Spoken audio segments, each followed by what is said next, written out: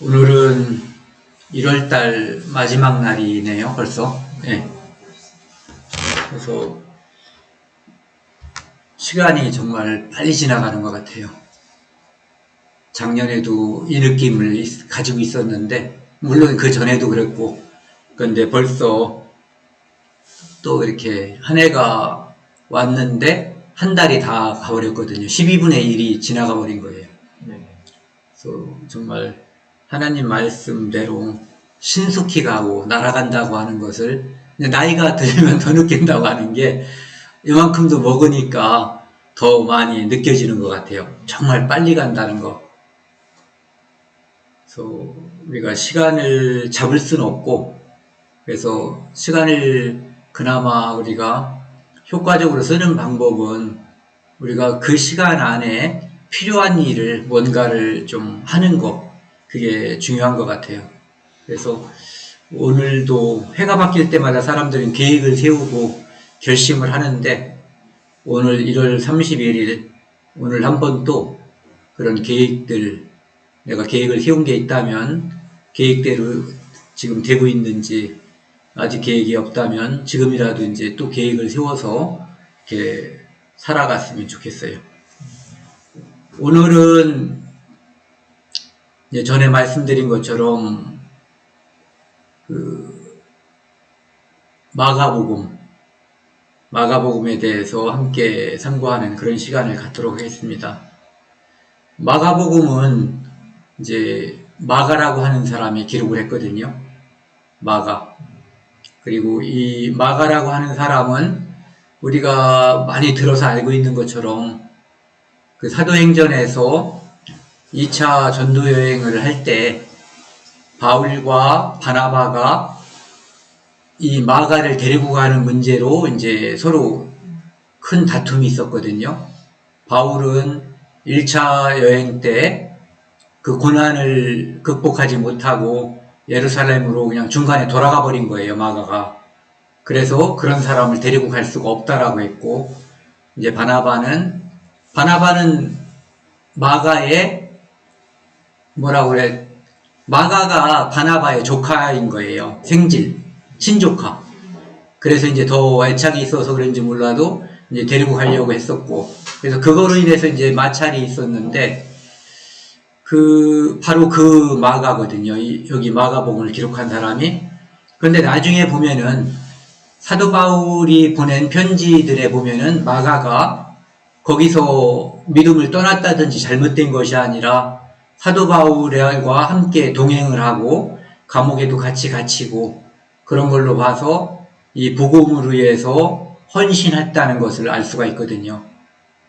그래서 이제 그 기록한 사람은 마가고, 이 마가복음을 우리가 종의 복음이라고도 얘기해요. 종의 복음. 종이라고 하는 것은 주인을 위해서 자기 안위를 살피지 않고 헌신하는 게 종이었거든요. 그래서 종은 자기 의지와 의사에 관계없이 주인을 위해서 일하는 사람이에요. 그래서 예수 그리스도가 이 땅에 오신 것은 바로 종의 모습으로 오셨다, 그거거든요. 그래서 종의 복음이라는 표현을 쓰고요.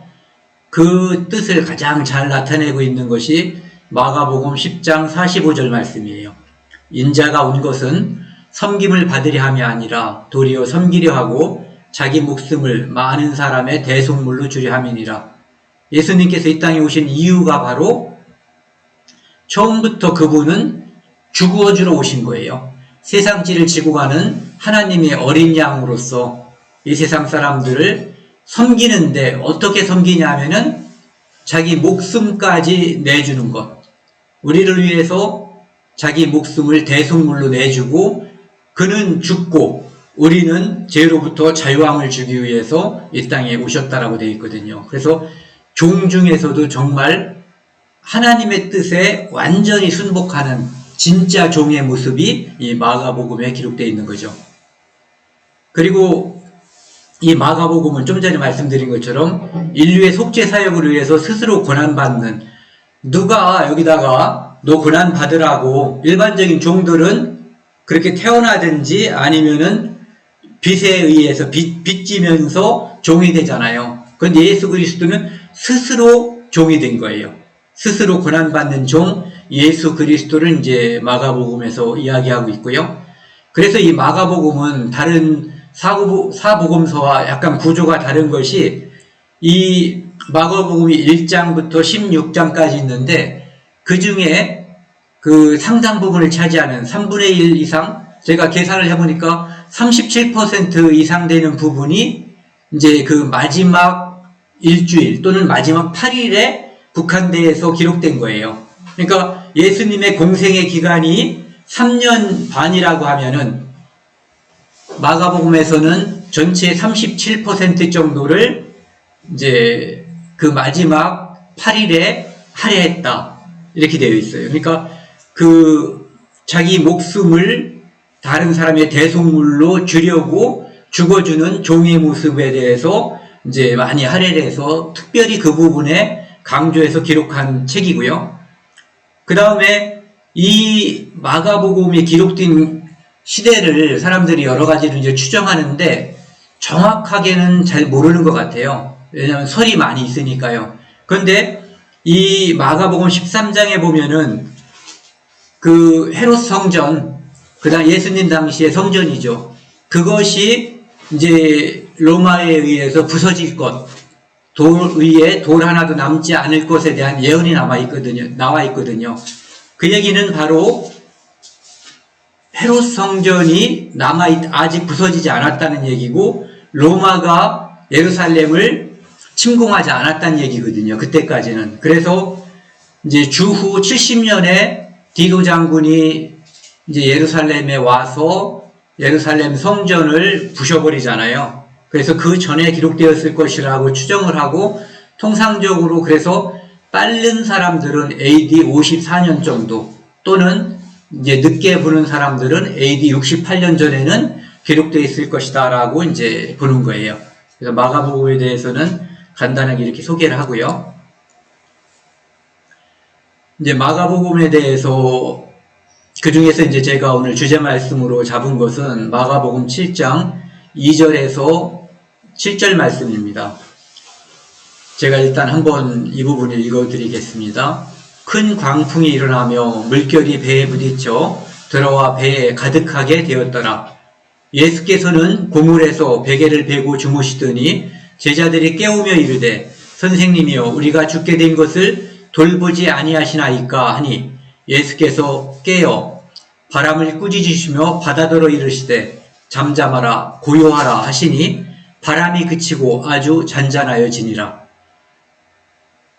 예수님께서 배의 고물이라고 하는 것은 배의 뒷부분이에요. 그러니까 선미라고 할 수가 있는 거죠.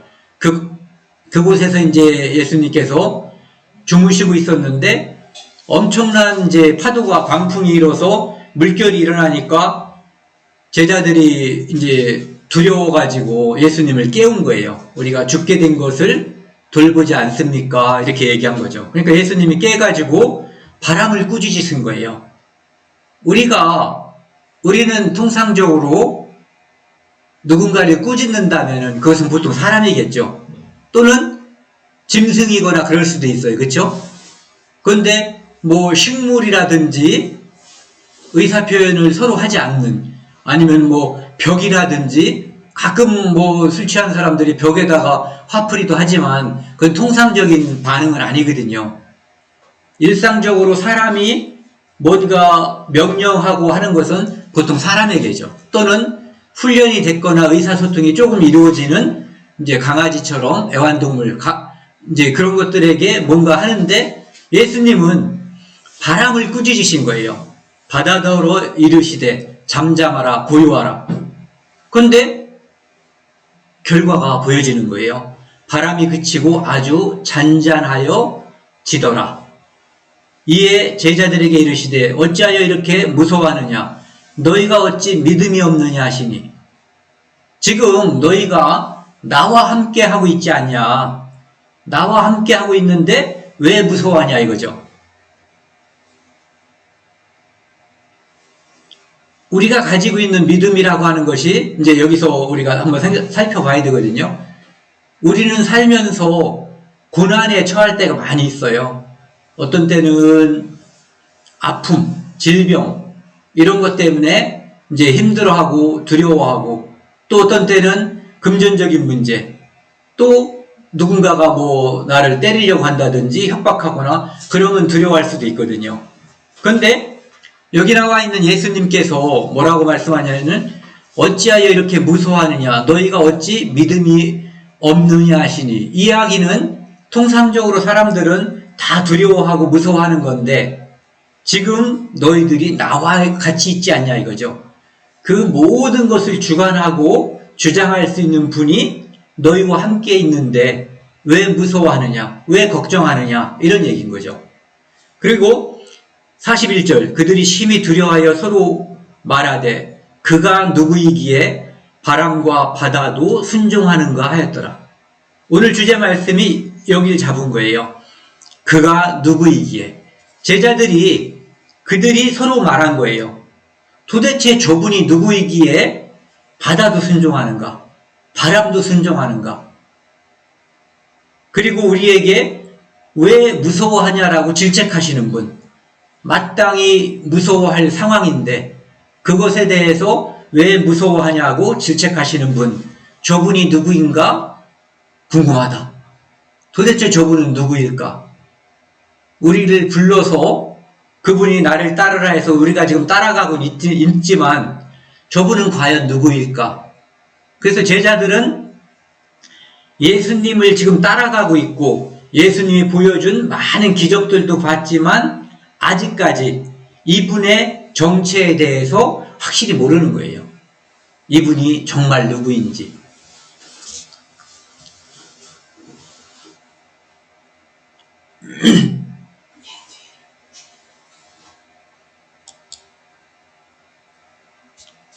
이게 오타 났다고요?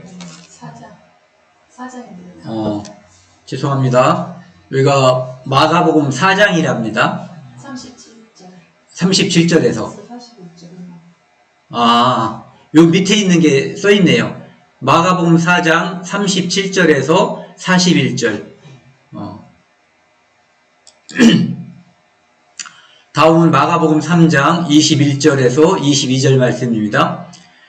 예수의 친족들이 듣고 그를 붙들러 나오니 이는 그가 미쳤다밀래라. 예수님께서 사람들을 고쳐주시고 사람들이 구름처럼 따라다니고 그러니까 그 친족들이 예수님에 대한 평가가 그거예요. 미쳤다. 그러니까 그를 붙들어서 집안에다가 돌아다니지 못하게 묶어놔야 된다. 뭐 이런 뜻인 거죠. 그러니까 그 친족들이 예수님을 바라봤을 때 정상이 아니다, 미쳤다라고 바라본 거예요.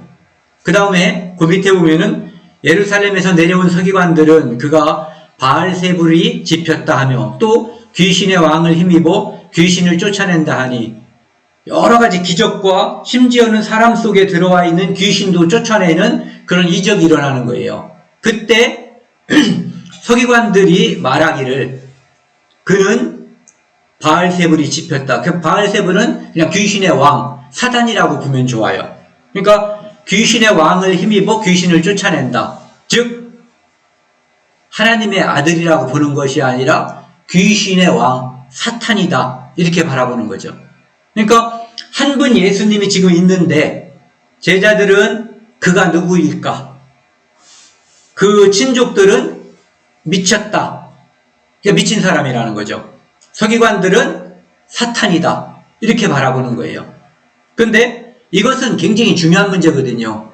상대를 내가 어떻게 바라보는가, 그를 누구라고 바라보는가, 이게 중요한 거거든요. 특히 믿음의 대상인 그를, 어떤 분은 자기의 믿음의 대상을 부처님을 믿음의 대상으로 보는 거고, 또 어떤 분은 예수님, 하나님을 믿음의 대상, 또 어떤 분은 또 다른 것들을 아무거나 믿으면 되지, 또는 이 세상의 모든 신은 결국은 하나일 거야. 그런데 나는 그를 부처님이라고 불러, 나는 하나님이라고 불러, 이렇게 말하는 사람들도 있거든요. 그러니까 믿음의 대상을 누구로 잡는지, 또 그를 무엇이라고 생각하고 있는지는 우리가 믿음을 가질 때 무척 중요한 문제거든요.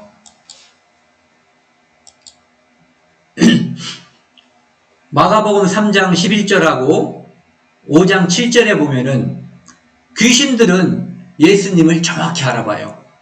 11절에 보면은 끝부분에 당신은 하나님의 아들이니이다. 귀신들은 예수님을 정확히 당신은 하나님의 아들이라고 보고 있거든요.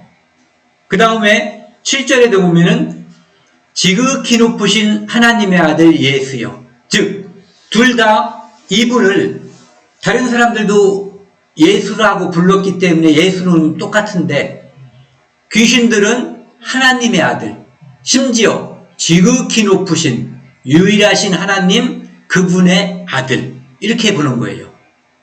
그러니까 그 밑에 보면은 아들 예수여 나와 당신이 무슨 상관이 있나이까 이렇게 이야기하고 있어요. 이 말씀은 다른 곳에는 보면 이제 이런 일이 있을 때 귀신들이 예수님한테 이렇게 얘기하는 거예요. 지극히 높으신 하나님의 아들 예수여 때가 차기 전에 우리를 멸하러 오셨나이까. 귀신들은 예수님이 누구인지 지금 자기 눈앞에 있는 이적을 일으키고 있는 이분이 하나님의 아들이라는 걸 알고 있어요. 그리고 그들은 이분이 또한 하나님이시라는 걸 알고 있는 거거든요. 이 땅에 오셨을 때는 하나님의 아들의 모습으로 오신 거죠. 그런데 그들은 마귀들은 알아요. 이분이 정체를 알고 있고 그리고 마귀들 자신의 운명을 알고 있어요. 어떤 운명? 그들은 하나님께서 심판하실 때가 되면은 무저갱, 지옥이라고 하는 곳, 불못이라고 하는 곳에 영원히 심판받아서 들어간다고 하는 것을 마귀들은 알고 있어요. 그래서 나와 당신이 무슨 상관이 있나이까 아직 때도 안 됐는데 우리를 집어넣으려고 왔냐 이렇게 묻는 거죠. 그러니까 귀신들은 알고 있어요. 그래서 용하다라는 말 하죠. 귀신들이 용하다. 예. 뭐 점치러 갈 때도 사람들이 뭐 그런 말들을 쓰는가 보던데 어쨌든 귀신들은 알고 있었어요.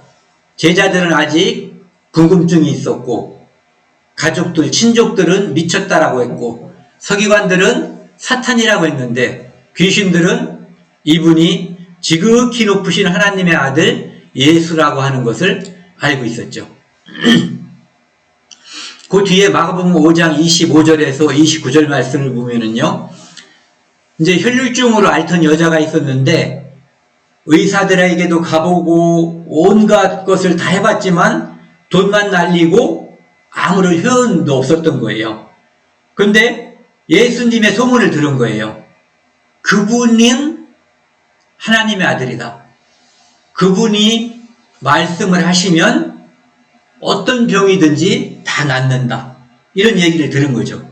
그래서 27절에 보면은 예수의 소문을 듣고 무리 가운데 끼어 뒤로 와서 그의 옷에 손을 대니 이렇게 행동을 한 거예요. 마음에 그 마음을 가지고 행동을 한 거죠.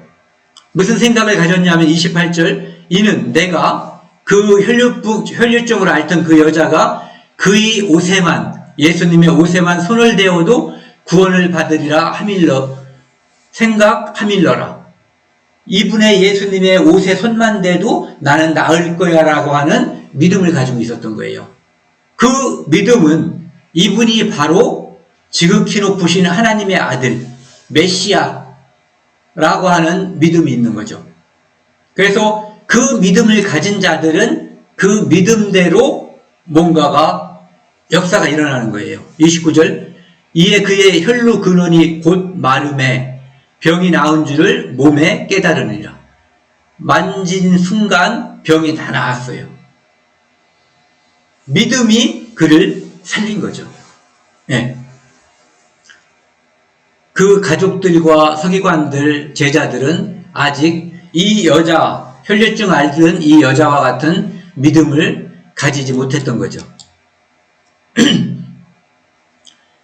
좀 전에 그 사연과 이 사연은 섞여 있어요.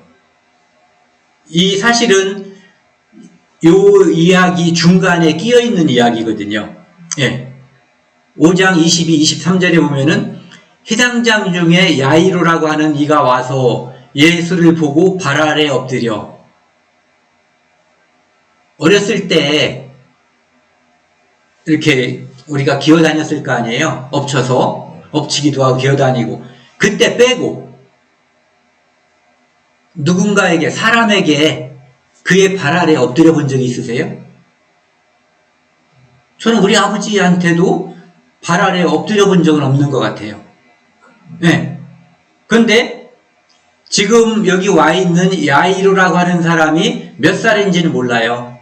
하지만 예수님이 돌아가시기 전에 예수님의 나이가 33세쯤이라고 했으니까 이 아이를 가지고 있었던 야이로라고 하는 사람은 그 사람 예수님보다 육신의 나이로 볼 때 더 많을 수도 있고 작을 수도 있지만 어쨌든 아이는 아니에요. 딸을 가진 어떤 어른이었던 거죠. 그런데 예수를 보고 발 아래 엎드린 거예요. 간곡히 구하여 이르되 내 어린 딸이 죽게 되었사오니 오셔서.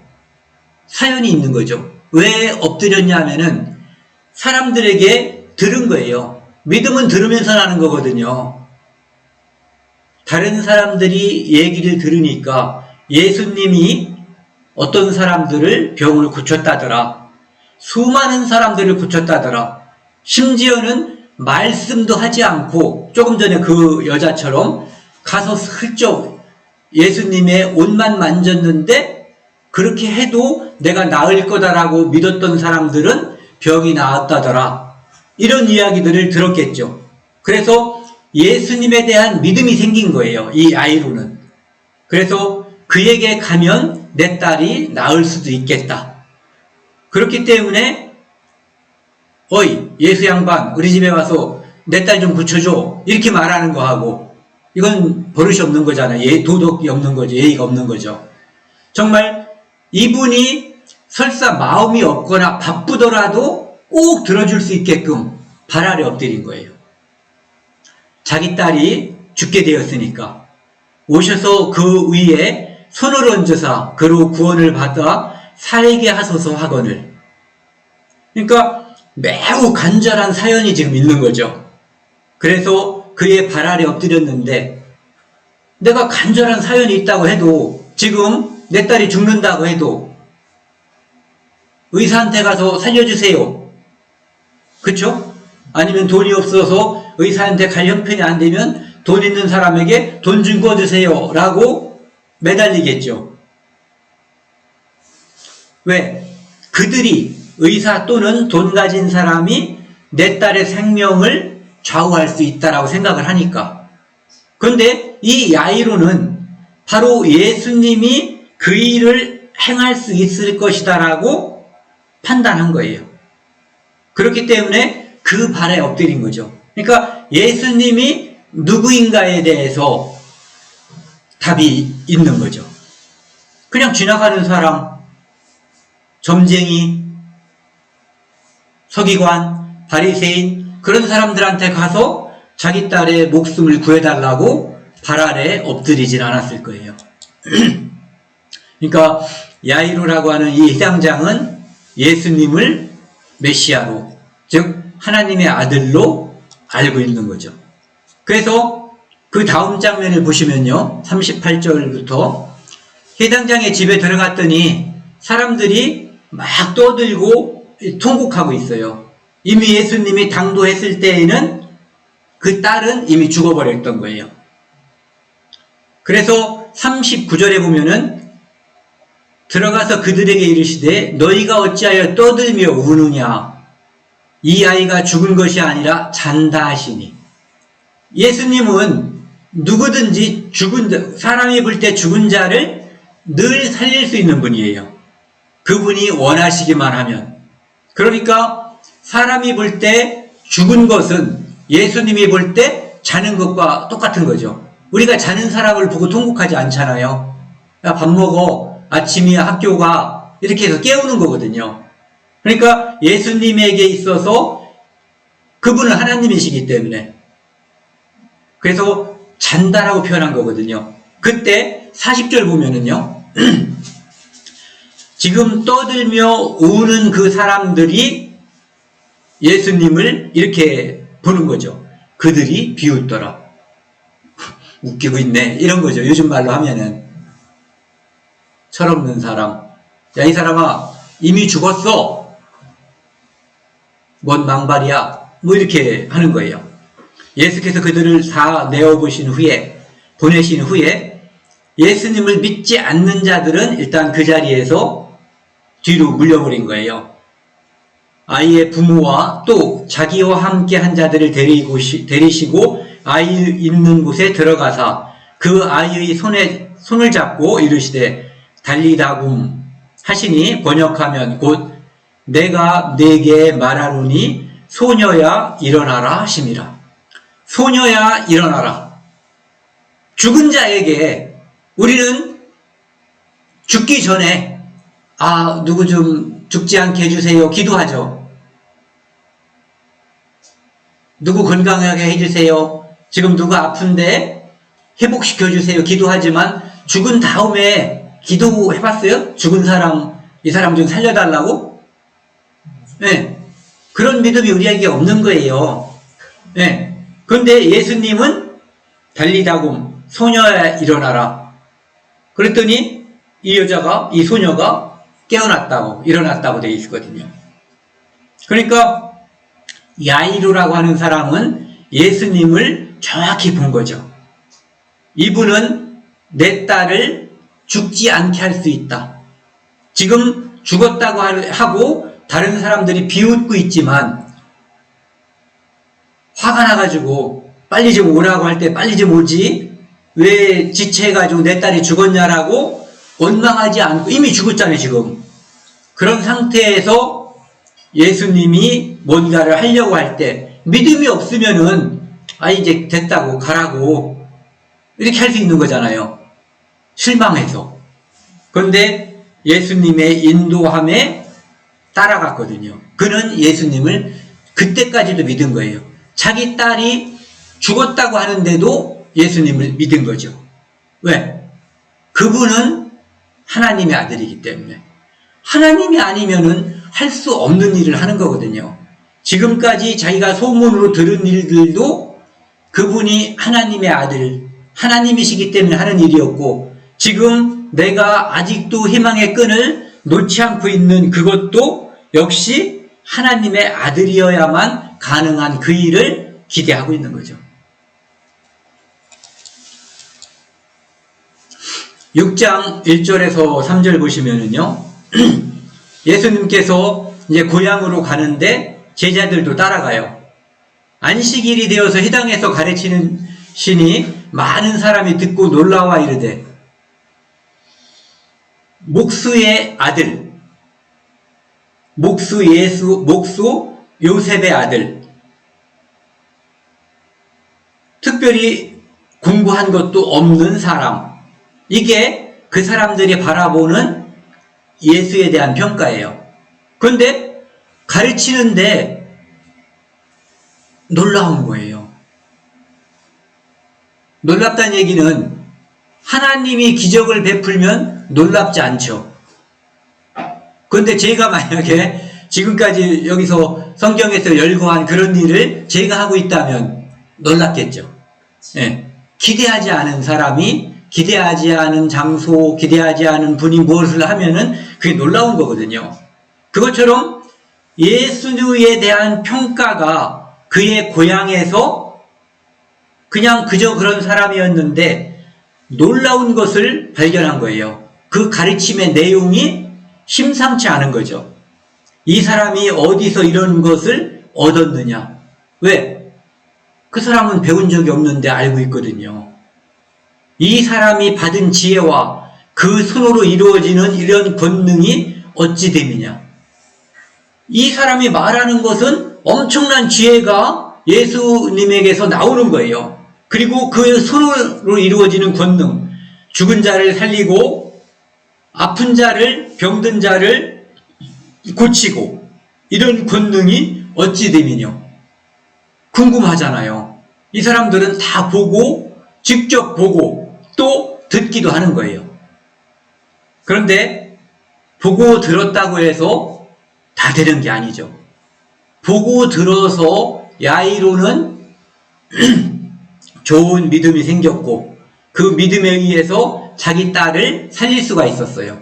그런데 이 사람들은 보세요. 3절 이 사람이 예수가 마리아의 아들 목수가 아니냐, 아버지를 이어서 예수님도 목수 일을 했던 거예요. 그 공생의 3년 반 일을 시작하기 전까지.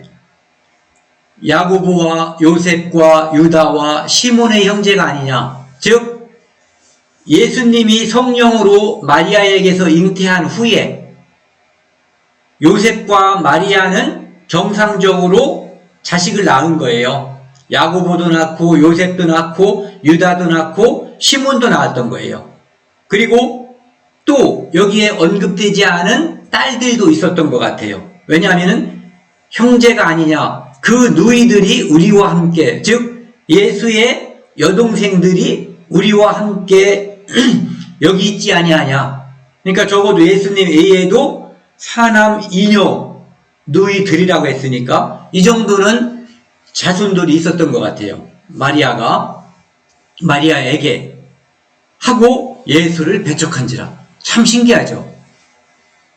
다 듣고 보고 이 사람이 받은 지혜와 그 수로로 이루어지는 그런 권능이 어찌 됨이냐 하고 궁금해했는데 그들은 근데 그들은 그렇게 했겠죠. 이 사람 예수를 그 사람들은 비하한 거예요.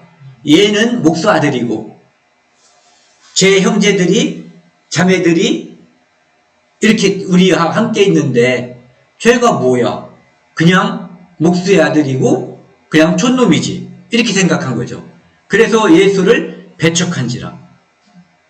자기 눈으로 보면서도 자기 귀로 들으면서도 예수님의 이루어지는 그것을 예수님이 누구이기에, 그가 누구이기에 대한 대답을 촌놈 또는 그냥 아무것도 아닌 사람, 그러니까 다 봤는데 예수를 배척한 사람들이 있는 거예요. 고향 사람들은. 근데 그 사람들이 만약에 마리아에게 가서 마리아에게 간증을 하라고 물어봤으면, 또는 요셉에게 물어봤다면, 예수님이 성령으로 잉태해서 하나님의 아들이 되었다고, 하나님의 아들이 이 땅에 태어난 것이다라고 알려줬을 거예요. 그들은 자기들이 눈에 본 것도 믿지 않았지만 자기들이 알아봐야 할 것을 다 알아보지 못한 거거든요. 그리고 또한 예수님이 태어난 베들레헴에서 태어났잖아요. 갈릴리에서 오래 살았지만, 그런데 그가 어디서 태어났는지 구약성경 미가서에 나와 있는 것처럼 베들레헴에서 태어났다고 하는 것도 알았다면 이들의 판단이 조금 달라질 수도 있죠. 네, 어쨌든 그들은 보고 들었지만 예수를 밀어버렸어요. 믿음으로 아는 것이 아니라 배척해버린 거죠.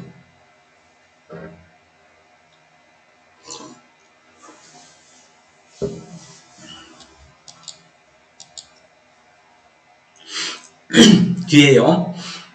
마가복음 6장 49에서 52절에 보시면요. 제자들이 그가 바다 위로 걸어오심을 보고 유령인가 하여 소리 지르니. 아까 처음에는 4장에서는 예수님께서 배의 끝에, 배 뒷부분에서 이제 주무시고 있는데 바람이 치고 풍랑이 일어나서 이제 물이 막 들어오니까 제자들이 살려달라고 했고, 지금은 배가 갈릴리 호수에, 이제 갈릴리 바다라고도 표현하고 있죠. 그곳에 떠 있는데 예수님이 이렇게 바다 위를 걸어오는 거예요. 불가능한 거죠. 예. 걸어오심을 보고 유령인가 하여 소리 지르니 그들이 다 예수를 보고 놀람이라. 이 정도 됐으면 놀라지 않을 때도 될 수도 있잖아요. 이분이 누구인가를 안다면 그분은 날아서도 올 수 있고 걸어서도 올 수 있고 날아오는 흔적, 걸어오는 흔적 없이 갑자기 여기서도 나타날 수 있는 분이거든요. 그쵸? 그런데 예수를 보고 놀랍니다. 이에 예수께서 곧 그들에게 말씀하여 이르시되 안심하라 내니 두려워 말라. 그들은 바다 위를 뭔가 오니까 초자연적인 현상, 유령이라고 귀신이라고 생각해서 두려워했던 거죠. 그러니까 예수님은 그들을 안심시킨 거예요. 그들은 예수님을 멀리 있을 때 유령이라고 생각했고 다가오니까 예수님인 것을 발견한 거죠. 그리고 예수님은 그들을 위로했어요. 안심하라. 나니까 두려워하지 말아라. 배에 올라 그들에게 가시니 바람이 그치는지라. 두려워했는데 이제는 예수님이 배에 올라타니까 심지어 바람조차도 싹 잔잔해져 버린 거예요. 제자들이 마음에 심히 놀라니 이는 그들이 그 떡 대신 일을 깨닫지 못하고 도리어 그 마음이 둔하여졌음이니라. 여기는 떡 대신 일을 알지 못하고 깨닫지 못하고라고 되어 있지만 떡 대신 일이라고 하는 것은 오병이어 사건 말하는 거예요. 물고기 2마리, 떡 5개 이것을 가지고 5,000명을 먹이시고 그 다음에 12강줄기에 차게 이제 남은 것을 거뒀다. 이게 오병이어 사건이거든요. 그것을 보고도 그것만 봤나요? 죽은 자를 살리는 것도 봤고 또 아픈 사람을 그것도 불치병 이런 사람들을 낫게 하는 것도 봤단 말이에요. 그리고 파도를 명령하니까 잔잔해지는 것도 봤죠. 물 위를 걸어오는 것만 오늘 처음 본 게 아니에요. 그러니까 그런 것들 지금까지 봐왔던 그런 것들을 보면서도 예수님이 누군가에 대해서 잘 모르는 거예요. 그러면서도 따라다니는 거예요. 지금 아직은. 그들이 그 마음이 둔하여졌음이라. 그러니까 그 마음이 아직 눈이 반짝 뜬 게 아니죠. 그때 혈루증을 앓던 여자나 야이로처럼 이분이다라고 딱 알고 믿음으로 접근하기 전 단계의 제자들의 모습이라고 볼 수 있죠.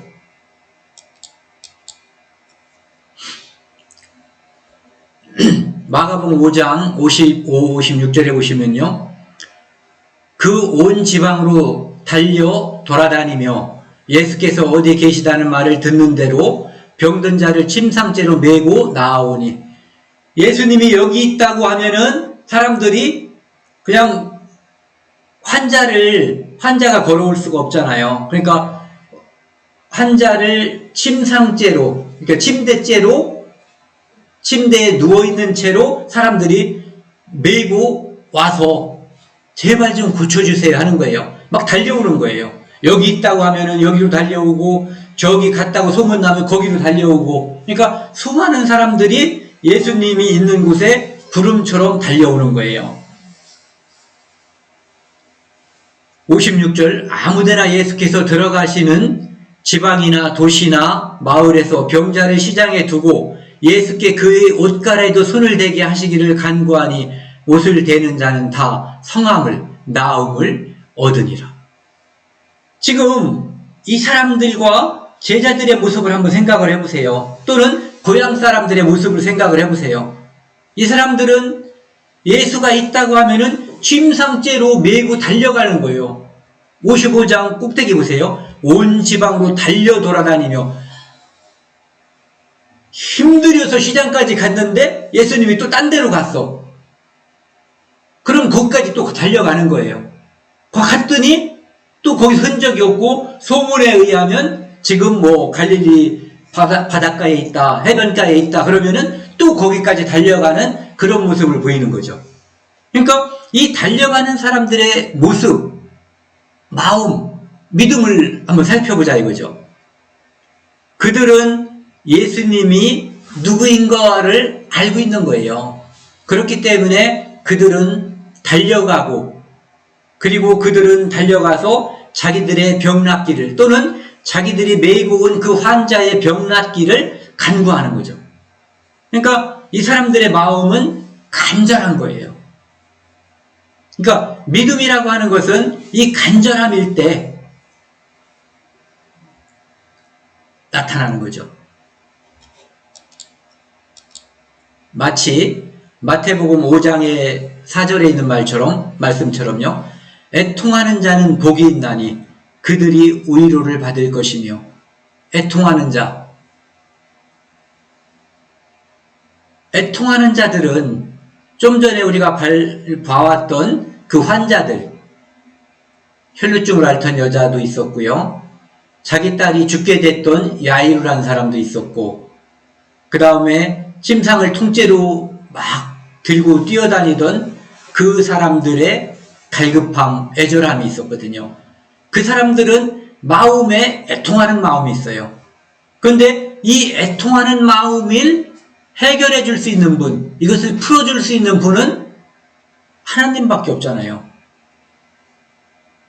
그래서 애통하는 자에게 복이 있다는 것은 애통하기 때문에 복이 있는 것이 아니라, 애통하는 자는 하나님을 찾게 되고, 하나님은 그들의 애통함을 들어주시고 풀어주시는 거거든요. 그래서 이 애통하는 마음, 중심 마음에 통해하는 마음이 있는 사람들을 하나님은 가까이 하시는 거예요.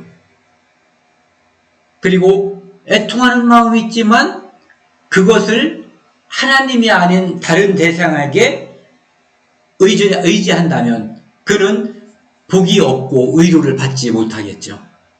네. 마가복음 8장에 보시면은요, 바리새인들이 나와서 예수를 힐난하며 그를 시험하여 하늘로부터 오는 표적을 구하거늘, 바리새인들이 하는 일이 뭐냐면은 다른 사람들은 예수님의 어떤 행동, 그것을 보고 예수님을 따라다니면서 병 낫기를 간구하고, 아니면은 예수님을 따라다니면서 그 말씀을 듣기를 이제 구하는 거거든요. 그런데 이 바리새인들도 예수님을 계속 추적을 해요. 따라다닌다는 얘기죠. 그래서 듣고 보는 것은 똑같아요.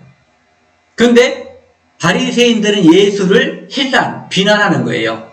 그리고 그를 시험하여 하늘로부터 오는 표적을 구하거늘, 네가 하나님의 아들이면, 네가 메시아면 정말 우리에게 하나님의 아들이라고 하는 것을 보여다오. 마치 마귀가 예수님을 시험했던 것처럼 네가 하나님의 아들이면 이 돌들로 떡이 되게 하고 높은 성에서 뛰어내리면 천사가 받들 거야. 한번 뛰어내려봐. 이렇게 시험한 거죠.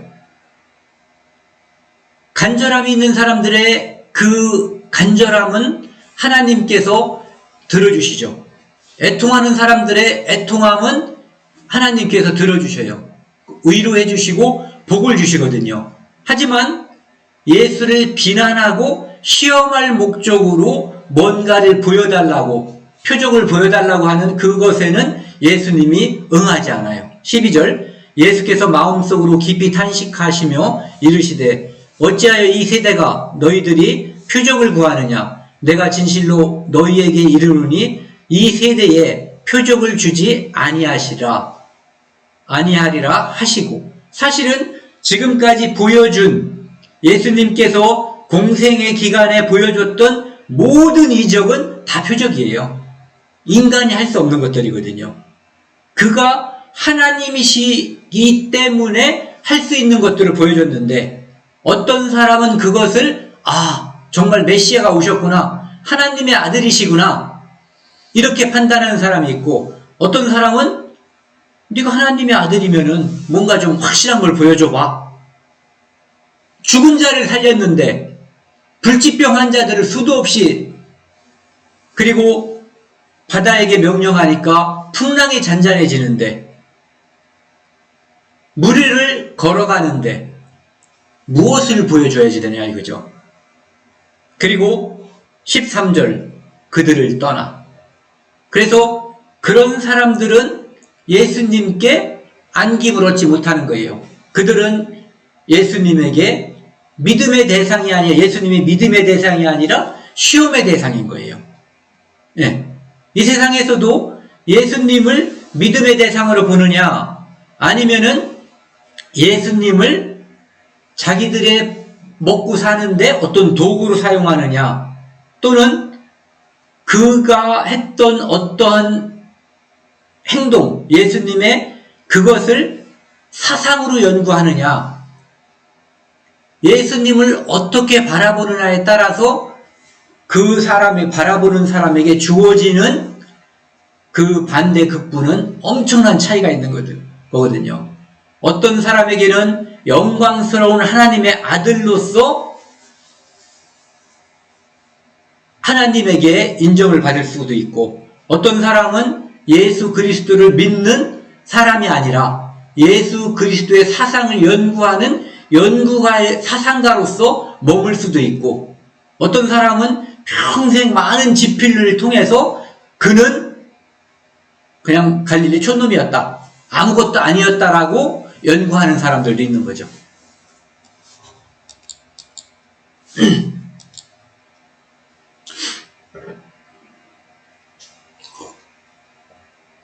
많은 사람들이 예수에 대해서 바라보는 시선, 시각이 많은 시선이 있었어요.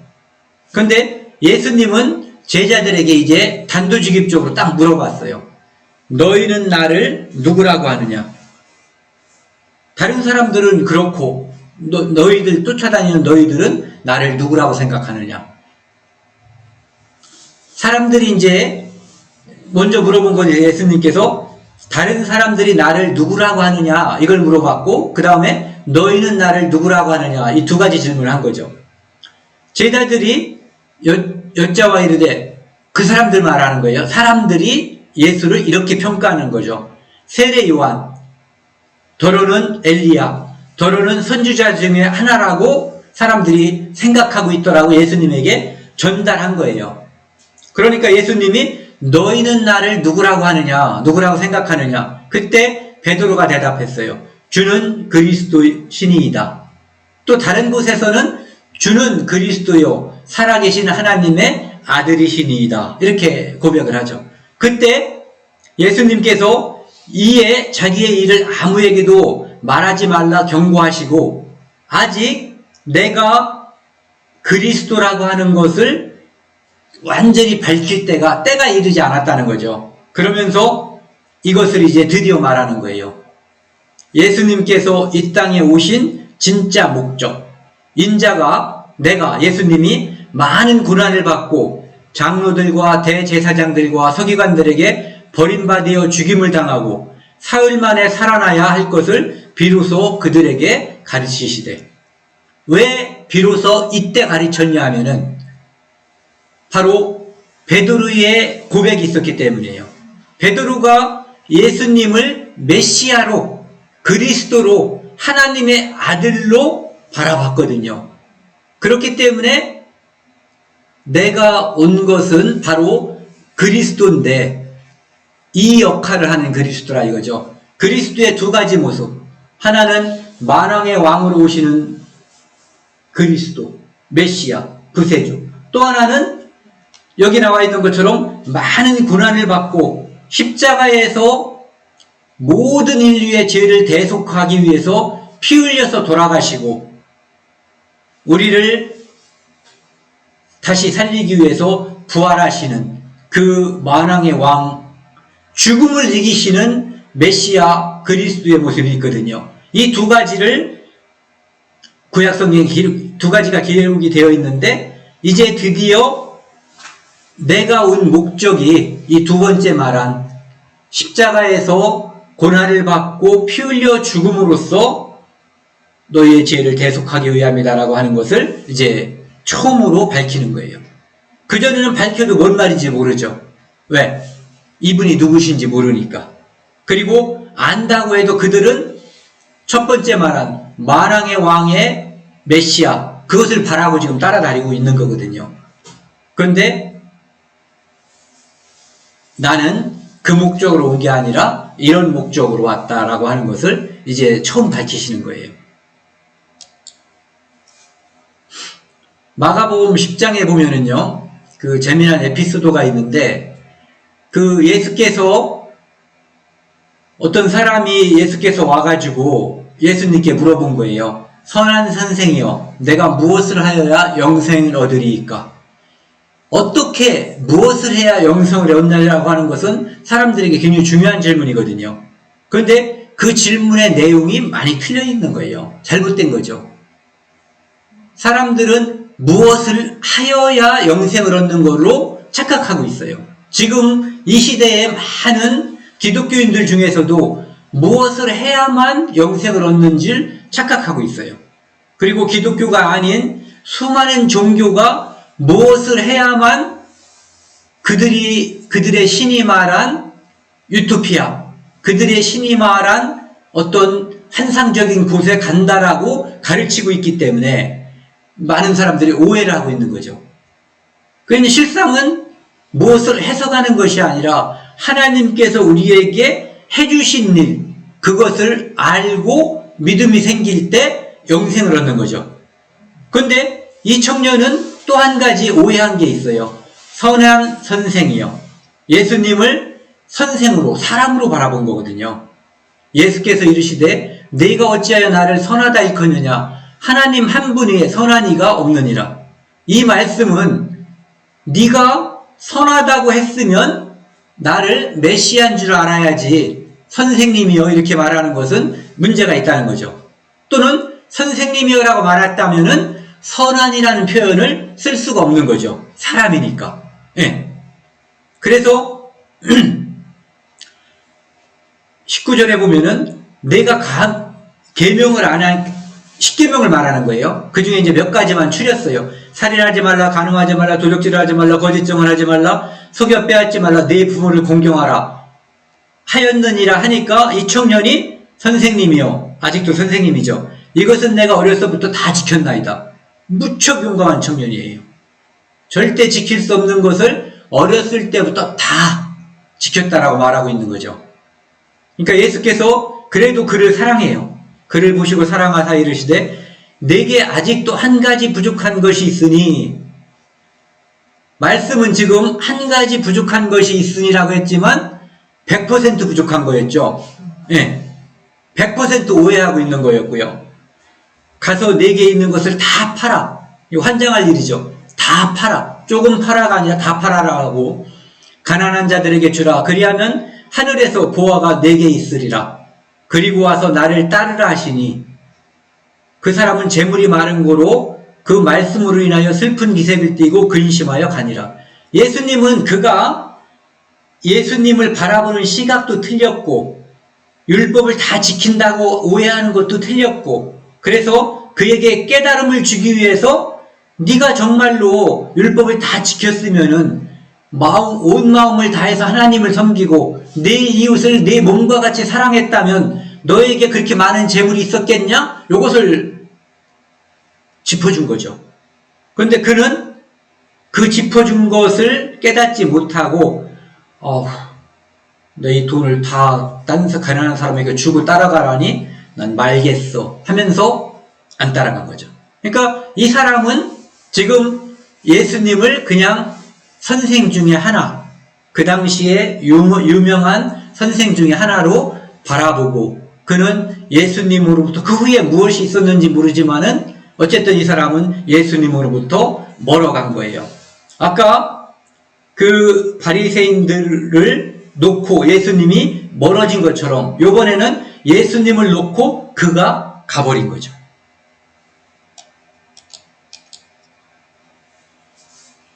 예수님께서 제자들 3명을 데리고 우리가 흔히 변화산이라고 하는 곳에 갔을 때, 그때 하늘에서 소리가 나왔어요. 구름이 그들을 덮으며, 이것은 하나님께서 출현할 때 출애굽기에 보면은 시내산에서 구름이 덮이고 그 다음에 성막에서도 구름이 이렇게 덮였거든요. 그러니까 하나님의 출현을 보여줄 때 이제 보통 구름이 덮이는 표현을 많이 쓰거든요.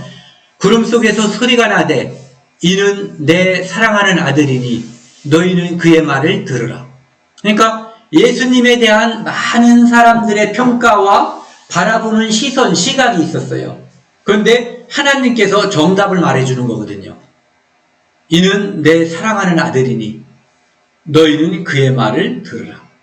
이분이 바로 내가 그렇게 약속했던 메시아, 내 사랑하는 아들을 이 땅에 너희를 위해서 피 흘려서 죽게 하는 독생자로 준 내 아들이다. 너희는 그의 말을 들어라. 그를 믿음으로써 영생을 얻으라라고 얘기해 주는 거죠.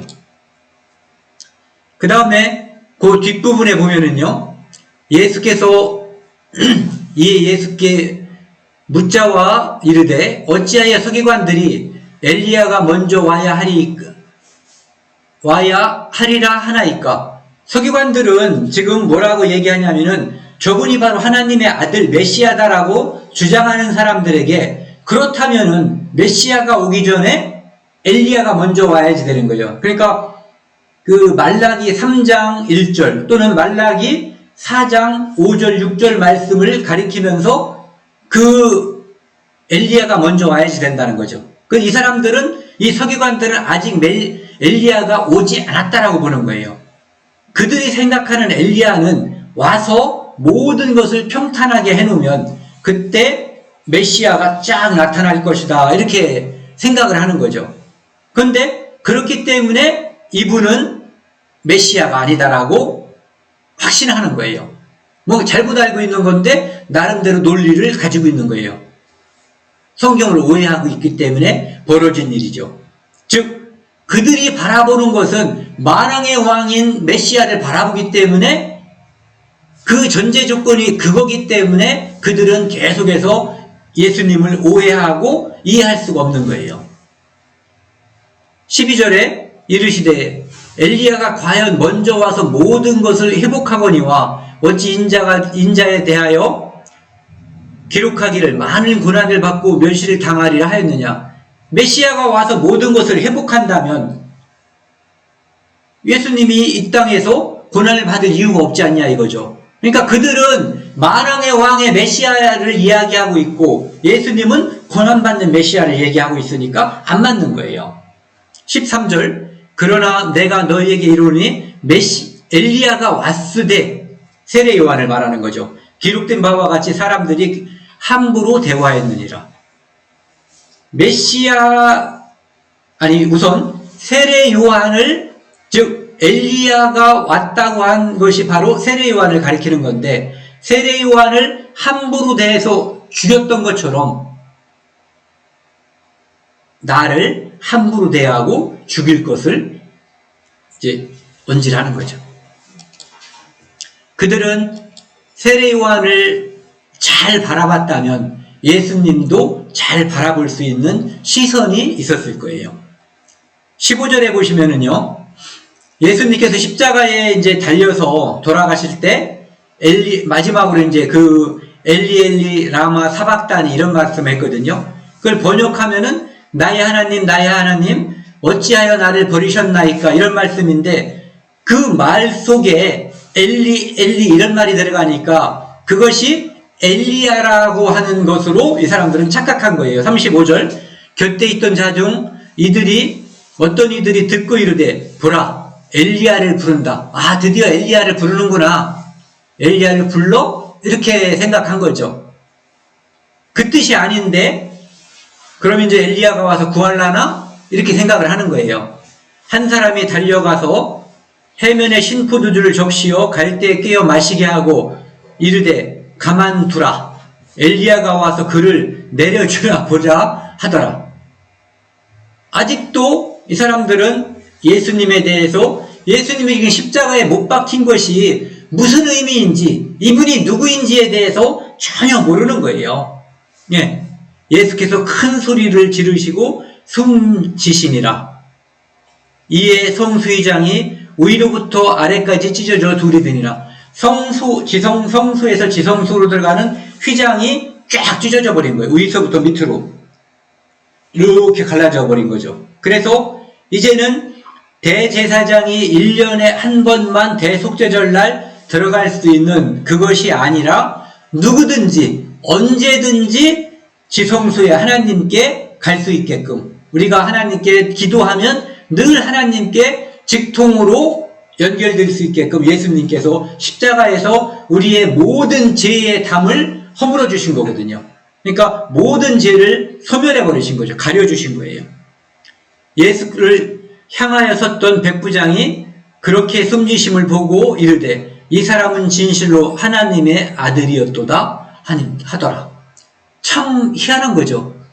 그의 동족들, 그의 친족들, 고향 사람들, 서기관들, 바리새인들, 유대에서 율법을 연구하고 성경을 연구했다는 사람들은 예수님을 믿지 않고 배척하고 아무것도 모르는데 이 이방인 백부장, 로마 백부장이 진실을 말하는 거예요. 이 사람은 진실로 하나님의 아들이었도다. 나중에 이 사람이 구원을 받았는지 어떤지 모르지만 그런 사연들이 나중에 나올 수도 있겠죠. 마가복음 9장에 보시면은요, 이는 제자들을 가르치시며 또 인자가 사람들의 손에 넘겨 죽임을 당하고 죽은 지 사흘 만에 살아나리라는 것을 말씀하셨기 때문이라. 그러나 제자들은 이 말씀을 깨닫지 못하고 묻기도 두려워하니라. 이분이 만왕의 왕이 되면 내가 뭔가 한 자리를 차지하려고 지금 따라다니는데 죽는다고 그러고 3일 만에 살아난다고 그러는데 3일 만에 살아난다는 얘기는 들리지도 않는 거예요. 죽는다는 말. 이게 뭐야? 그렇잖아요. 내가 모든 걸 투자했는데 이분이 그 회사가 망하면 나는 아무것도 아니잖아요. 그래서 이 말씀을 하실 때까지도 다시 또 한 번 자기가 십자가에 달리고 죽어서 피 흘리고 죽고 사흘 만에 부활할 것을 말씀하셨을 때도 제자들은 아무도 깨닫지 못한 거예요. 그가 누구인지를 모르는 거죠. 그렇기 때문에 예수님이 십자가에 달릴 때 그들은 다 도망가 버린 거예요. 9장, 마가복음 9장 21절 말씀이요. 예수께서 그 아버지에게 물으시되 언제부터 이렇게 되었느냐 하시니 이르되 어릴 때부터니이다.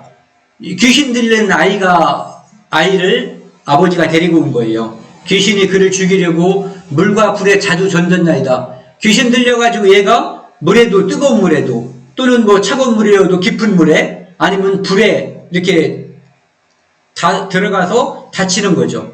그러나 무엇을 할 수 있거든 우리를 불쌍히 여기사 도와주소서. 그러니까 예수님께 납작 엎드린 거예요. 제발 좀 도와주세요. 무엇을 할 수 있거든이라고 했지만 그건 표현상의 문제이지 불쌍히 여겨 도와달라고 하는 거죠. 예수께서 할 수 있거든이 무엇이냐? 믿는 자에게는 능치 못한 일이 없느니라. 내가 하나님인데 내가 메시아인데 무엇이 불가능하겠느냐? 네가 나를 무엇으로 알고 있느냐? 그것이 중요하다는 거죠. 곧 그 아이의 아버지가 소리를 질러 이르되 내가 믿나이다. 나의 믿음 없는 것을 도와주소서. 예수님을 무엇으로 바라보는지 그리고 나에게 처한 이 상황이 무엇인가를 알 때 우리는 이런 기도를 하는 거거든요. 내가 믿나이다. 나의 믿음 없는 것을 도와주소서. 우리는 늘 하나님 앞에서 이런 기도가 필요한 거예요. 내가 믿나이다. 나의 믿음 없는 것을 도와주소서. 내가 영원한 속죄는 믿는데 이 땅에서 어떤 삶에 있어서 그때 벌어지는 일을 예수님께 다 맡기지 못하는 것. 그때 내가 믿나이다. 나의 믿음 없는 것을 도와주소서. 이렇게 기도할 수가 있는 거죠. 이 마가복음을 이제 총정리하면서 아까도 한번 인용을 했지만 마가복음의 핵심 말씀이 이거거든요. 인자가 온 것은 섬김을 받으려 함이 아니라 도리어 섬기려 하고 많은 사람을 자기 목숨을 많은 사람의 대속물로 주려 함이니라. 예수님께서 종으로 이 땅에 태어났고 종으로 살았고 종으로 십자가에 달렸고 그리고 종으로 부활하신 거예요. 이게 마가복음의 주제거든요. 그래서 예수님께서 이 땅에 오신 이유는 많은 사람의 목숨을 위해서 자기가 십자가에서 대속물로 주려 하심이라. 그리고 이것을 완성하신 거죠. 다만 그 예수님을 누구로 바라보느냐, 그가 하신 일이 무엇이냐, 이것을 알기 전에 우리는 그가 누구인가를 알아야지 돼요. 그가 누구시기에 이런 일을 했는지, 왜 했는지, 그 일이 나와는 무슨 상관인지 이것을 알아야 되는 거죠. 그래서 나에게 예수님은 어떠한 분이신가? 이 땅에 있는 모든 사람들은 이것을 한번 생각해 봐야 되는 거예요. 내게 예수님은 누구신가? 또 예수님 앞에 나는 누구인가? 하나님의 자녀인가? 멸망받을 존재인가? 이것이 마가복음에서 우리가 한번 생각해 봐야지 늘 꼭 중요한 주제라고 볼 수가 있는 거죠. 요한복음 17장 3절에는 영생은 곧 유일하신 참 하나님과 그가 보내신 자 예수 그리스도를 아는 것이니이다, 이렇게 되어 있어요. 우리가 믿음이라고 하는 것, 또는 영생이라고 하는 것, 거듭남이라고 하는 것은 유일하신 참 하나님과 이 세상 만물을 만드신 분이 있다는 것, 이 세상은 저절로 되지 않았다는 것, 그것을 우리가 알아야 되는 거예요. 그리고 그것을 만드신 분, 만물을 만드신 유일하신 하나님, 그분을 우리가 알아야지 되는 거고요. 그 다음에 그분이 이 땅에 보내신 분, 예수 그리스도, 그는 이 땅에 대속물로 오신 분이거든요.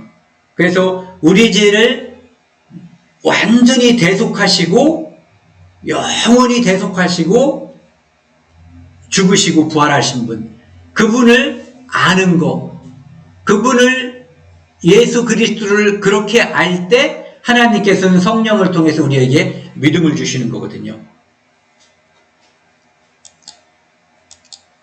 그래서 이 땅에 오신 예수님이 종으로 오신 분, 그분이 이 땅에 왜 오셨는지, 나는 그분을 누구라고 생각하는지, 지금 현재 나는 그분 앞에 어떠한 존재인지, 이거를 우리는 늘 직시해야지 돼요.